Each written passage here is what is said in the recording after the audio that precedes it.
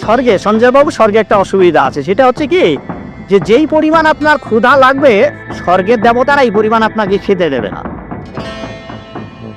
ওখানে সুন্দর সুন্দর পাকা ফল আছে, কিন্তু গাছের ডাল থেকে ছুটে আপনি খেতে পারবেন না। ক্ষুধার ঠেলে আপনি জল খেতে যাবেন, ওই সরোবরে নদীতে যে স্রোতস্বিনী ধারা আছে ওই জল আপনি হাতে উঠে খেতে পারবেন না। তো ওখানে যারা স্থায়ী দেবতা আছে ওরা যা খাইতে দেবে আপনার তাই খেতে হবে, ফলে স্বর্গ শান্তি নেই। আমার এখানে অনেকগুলো গ্রন্থ আছে, এই গ্রন্থের একটা গ্রন্থে লেখা আছে যে স্বর্গের শান্তি নেই, স্বর্গে শান্তি পাবেন না। এক, ওখানে 18 বছরের যুবক হবেন, জন্মাবেন, রোগগ্রস্ত হবেন, তারপর অবশেষে 10,000 যেদিন পূর্ণ হবে তখন আপনার এই গলের মালাটা শুকিয়ে যাবে, গলের মালাটা আপনার গলা থেকে ছিঁড়ে যাবে। সঞ্জয় বাবু, দীপক বাবু, 10,000 বছর পূর্ণ হলে আবার স্বর্গেতে মারা যাবে। সর্বপ্রথম যে খাবারটা জান্নাতীরা যেটা খাবে এটা হচ্ছে মাছের ভুনা কলিজা।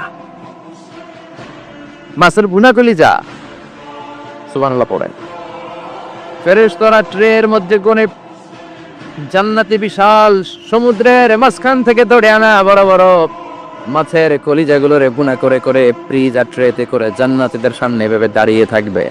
জান্নাতীরা ওখান থেকে মনের মতো খেতে শুরু করবে। এই টুকুস দেই খা, ফেরেশতারা বলবে আস্তে আস্তে খান, ঘাপুস গুপুস একটু কম করেন, সামনে আরো আছে আইটেম, আরো আছে।